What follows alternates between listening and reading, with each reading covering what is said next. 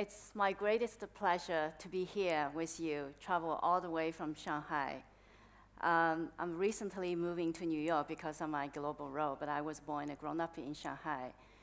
And I just wanted to share with you how pleased I think my partners and myself also to having me as a Chinese woman in 160 years of history, the first one to assume in this senior leadership, so breaking the glass ceilings. So I think I give the credit to our leadership to be as a progressive thinking of inclusion and diversity.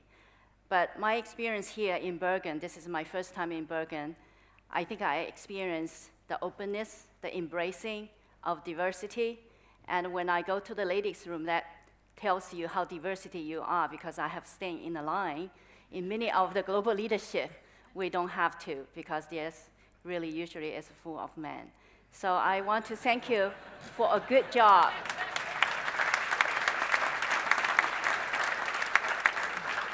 And the Madam Minister was a female, and a mayor of city of Bergen was female, so that tells me a lot of things about you. And also you give me a very broad subject. You asked me to talk about the human challenge and human potential. And it's a huge subject. So I said, I came from PwC, we are practical. We have to narrow down to something that is relevant. So I think I wanted to take this opportunity to share some of the things I think it's relevant to us. One is that we are living in a world it's changing fast. So recently, PwC done a deep research to understand what is Megatron happening around us, what is the implication to us as business and people. And also, because my role as a people leaders in the PwC for 200 plus, about 200,000 people, so I will share a little bit about my thoughts on the implications on the people and the talents. And then lastly, I share some of my perspectives of what kind of leader we need to moving forward with this kind of change. So PwC research indicated actually we are in a world that is changing fast, but we narrow down to 5 megatrends. So basically they are accelerate urbanization, demographic shift, climate change, a lot of climate change talking this morning, and resource scarcity. And the shift in global economy we've experienced right now and in the future, and the technology breakthrough. So we believe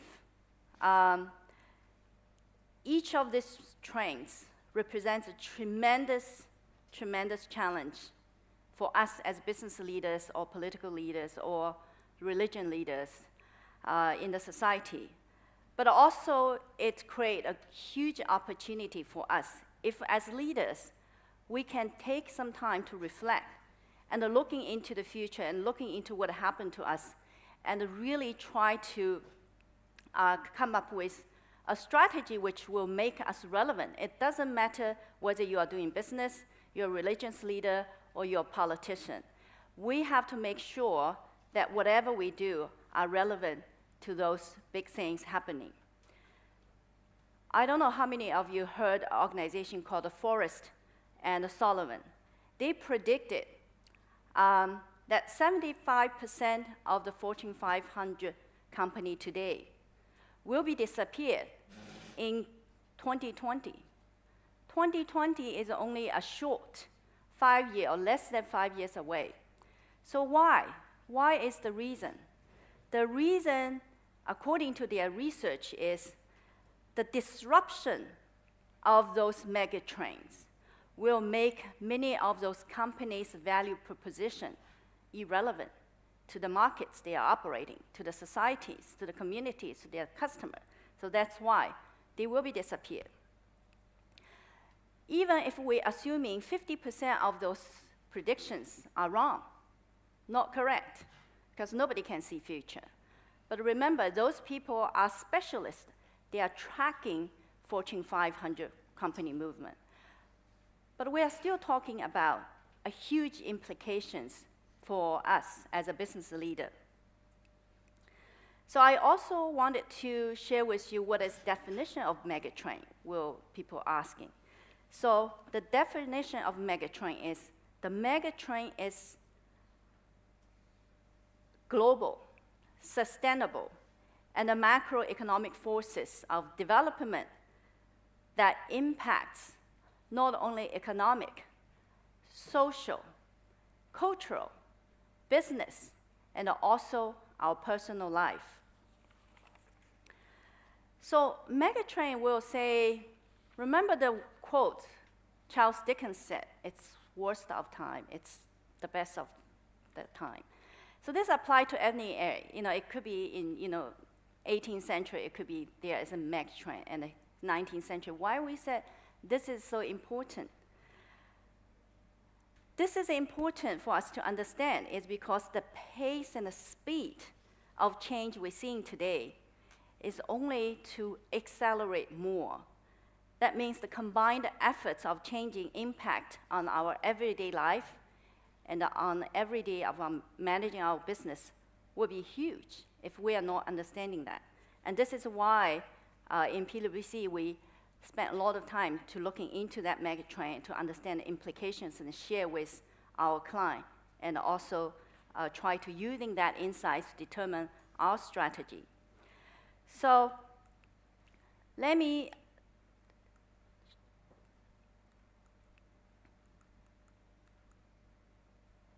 So the first is the megatrends accelerate urbanization. Currently, 50% of population lives in the cities.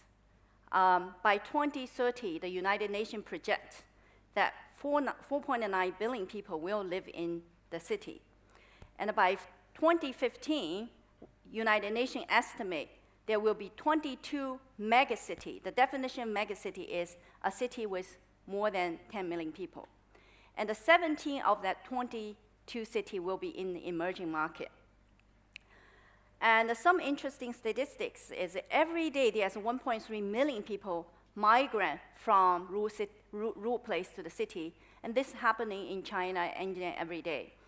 And in China, there is 200 plus cities with a population more than 1 million.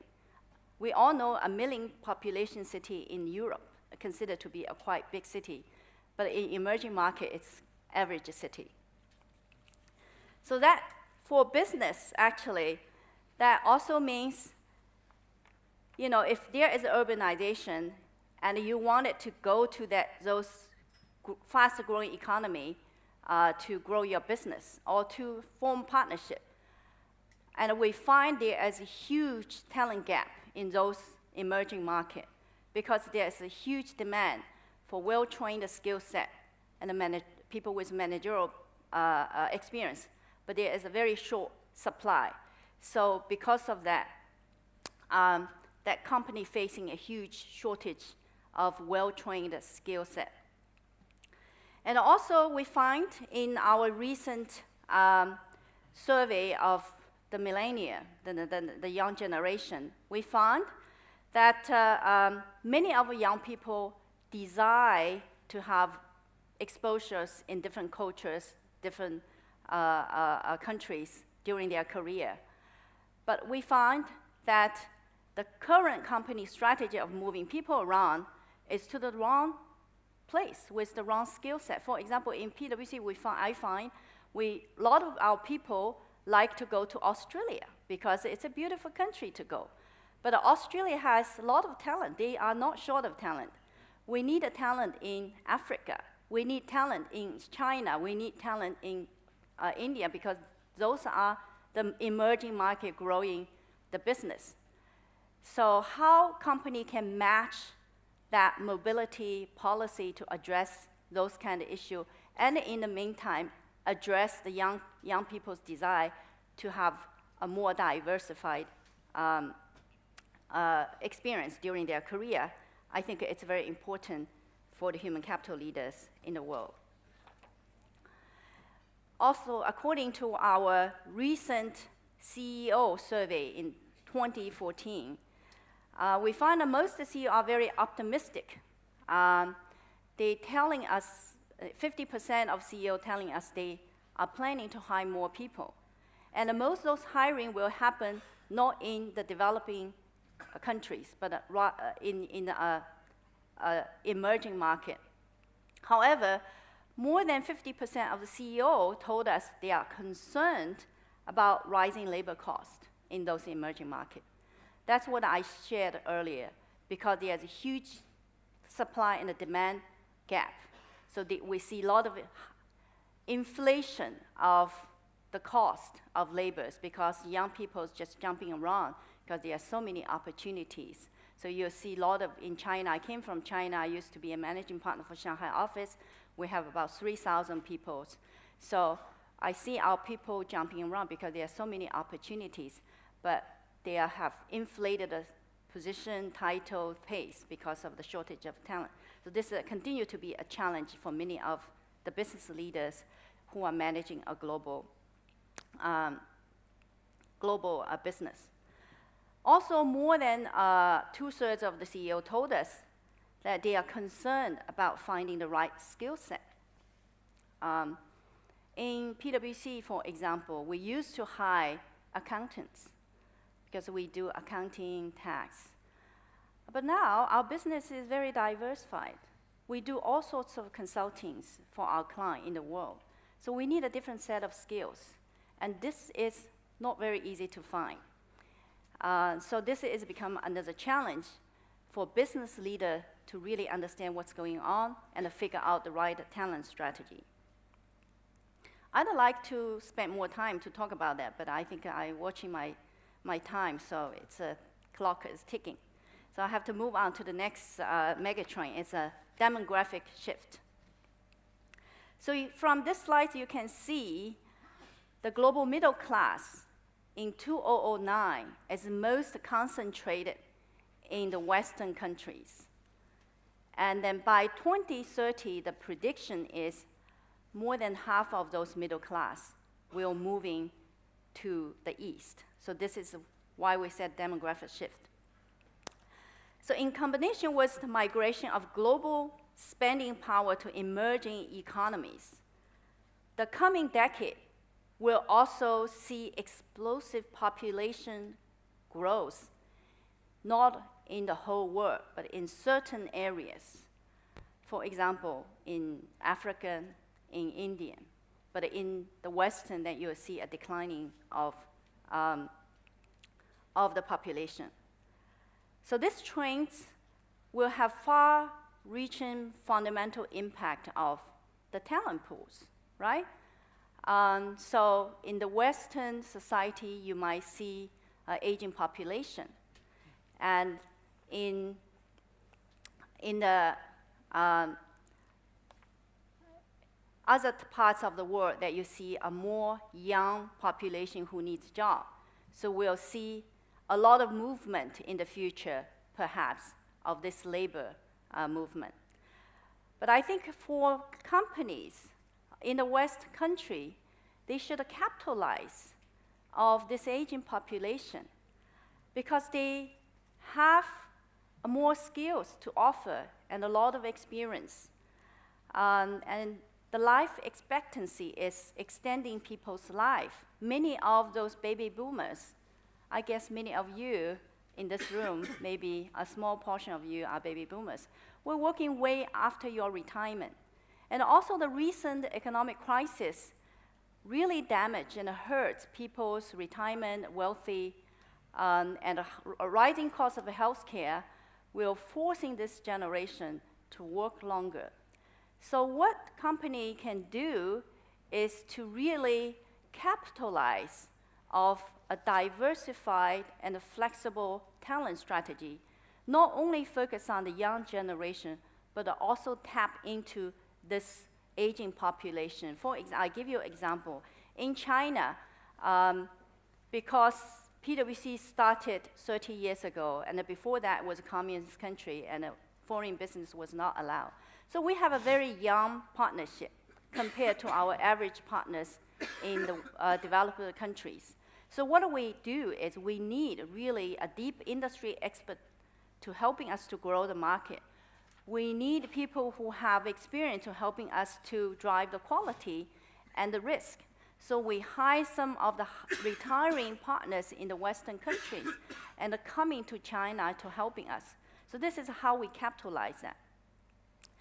Another issues we see is the change of family structure. In 1950s, 70% of the family we could consider as a traditional. So it's dad, it's mom, it's kids. But the 50 years or 60 years on, the trend is totally reversed. And we now see 70% of the family structure were considered to be a non-traditional. So we see double income couples increasing. What does that mean? That means we have more women coming into the workforce because they have good education, because they have fantastic talent, and they wanted to be in the workforce. And we're also seeing an increase of single families. That means we have to address the childcare for those single family if we want to attract and retain those talents. And we see a same-sexual couples. That means man and a woman demand flexibilities. So what does that mean to the business leaders? That means when we're developing our human capital policies and strategies, we need to make sure that we are inclusive and we are diversity, and we have open-minded to developing a flexible workforce. So, and to address all those issues and the needs. Otherwise, it's very difficult for us to attracting and retain those talents to our organization. So the next trend is a climate change and the resource scarcity. So I don't want to talk too much about climate change because a lot of great speakers in this morning already addressed this issue. But I want to say a little bit about the resource scarcity because according to the prediction, the world will have, by 2030, we will have 8 billion people on this earth, on this planet. So what does that mean? That means we will have to have more than 50% of energy to support people's lifestyle. Imagine China. I told somebody during the lunchtime, China, I think 30 years ago, made a huge mistake. They tried to developing automotive industry in China. Can you imagine 1 billion people driving automotive in China? How much energy they will need, how much pollution they will create. And there's not enough road for them to drive. If you're coming to Shanghai and Beijing or even smaller second tier, what you see is a pollution, what you see is traffic. So we'll see for this large population, we'll need 40% more of waters. In China and in India, in many emerging markets, many of the water is heavily polluted.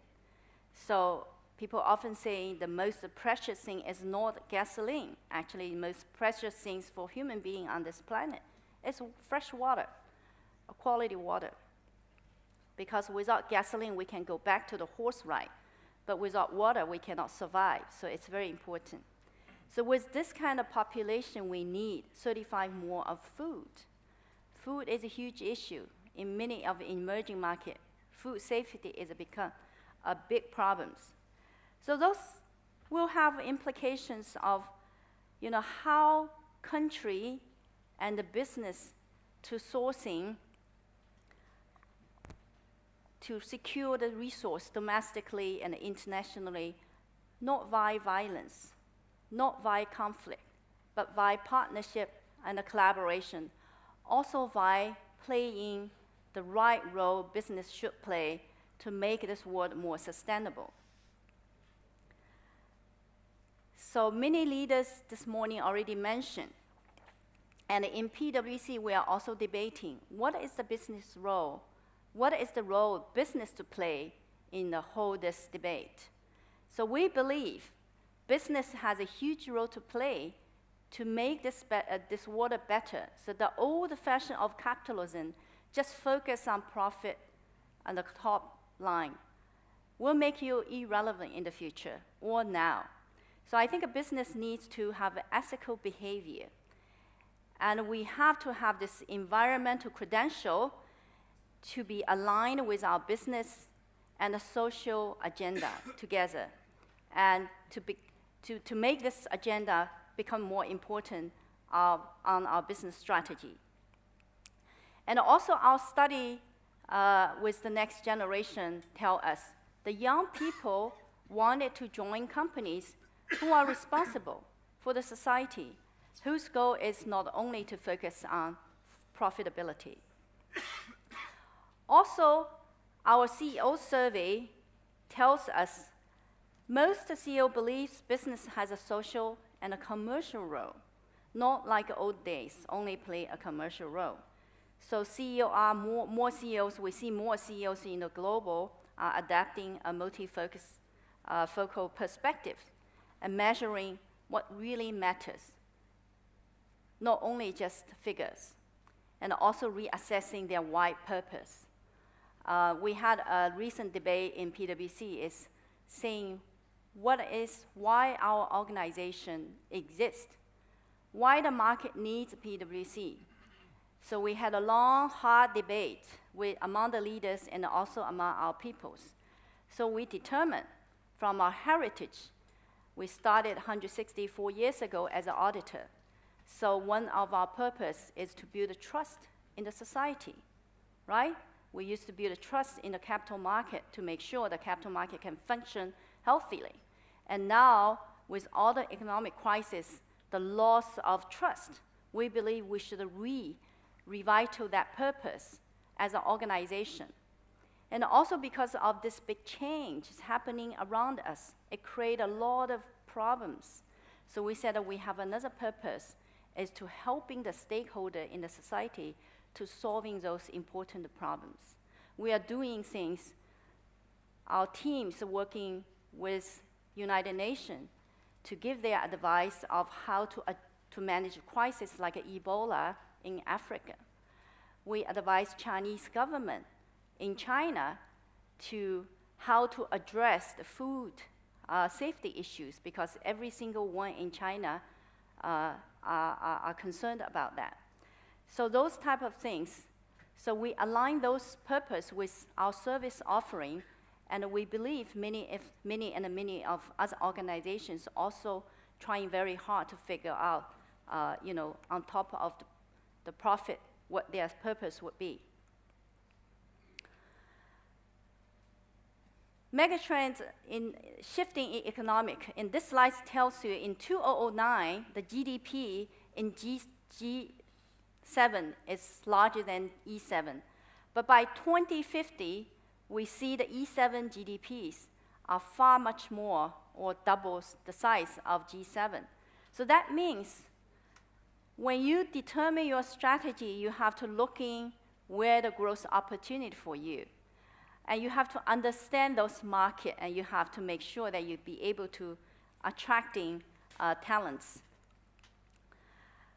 So 3 challenges the CEO is facing. One is the CEO must chasing moving targets as consumer evolving in different ways because of technology, and also address the needs of more diverse, the demanding customer segments. I'm not sure if should I stop here or should I, because I'm running out of time. So I hope they give me a couple more minutes to finish. And they're fighting off the competition. Your competitor could be from all over the angle, so it's not your traditional. PwC is not competing with Big Four, so we are competing many different companies. So as a CEO, as a business leader, you have to understand that changing world. So the last megatrend I want to share is everybody is saying, given all the megatrend, this one is at the heart of the megatrend. So I don't want to go through this slide. You can see the connected device in the world is it's already surpassed of the number of population on this world. So that means, I think organizations really have to understand, what we're doing in my space is what is the implication of technology on the human side.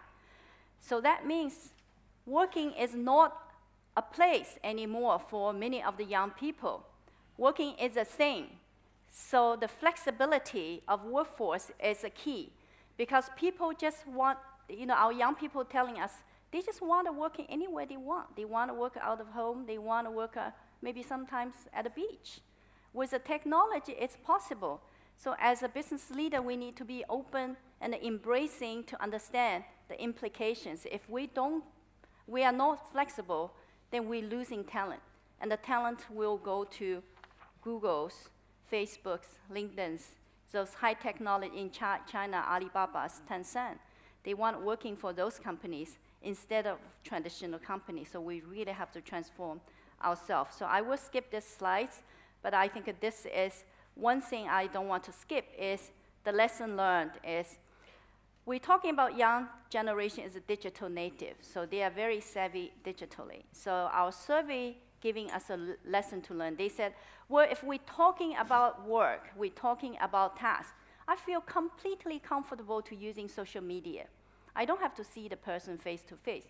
But if you're talking about my career, if you're talking about my performance, I want a face to face. So I think a key lesson to us as a leader in the performance management to make sure that when you're talking people's personal things, the young generation, even the digital native, they want a face-to-face. So last is just my thoughts on how to become a 21st century leader is, I think we need to understand what's happening around us, and we need to figure out what implication to our business models, our talent models, and we need to be open, and we need to be authentic and transparent, and we need to have the courage. Many leaders, many speakers in this morning talking about courageous leadership.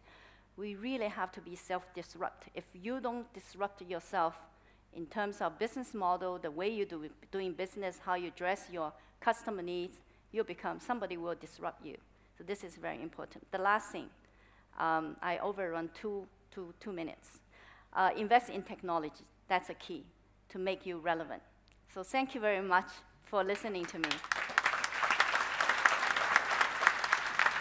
Thank you. Thank you, Nora. Thank you very much.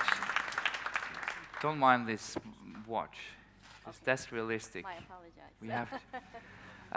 A quick question. We're going to talk more later, but you're talking about megatrends. Well, at least a trend is that more women closing in on the top level management in every businesses, and you are now on the on the top of in PwC. How, if you can say something about that, how has it been, this travel? Is it different, you think, for you than for a man? A simple, naive question. Well, it's kind of hard because I'm not a man, so I don't know the difference. But I think from my perspective, it's a long and a hard journey because I was born in China, which is completely different China that you see today. Yeah. I was born into a hardline communist country. It was totally closed world. I never know outside the world. So we were told by government what to eat, what to dress, what to read, what to listen, which school you can go. And when I was a little girl, my parents' dream for me is to have a factory job in the city, not being sent into a rural area to do hard labor. So for me, it's a long journey, travel from there and to where I am. So I think it's the personal determination for women. You want to be there, you want to move forward. You're not deterred by where your starting point is. But you also have to working with an organization who support you, who believe in that diversity is a business imperative. It's not just a nice thing to have. Okay. Thank you very much, and we're going to meet later. Thank you. Thank you. Ladies and gentlemen, Nora Bu.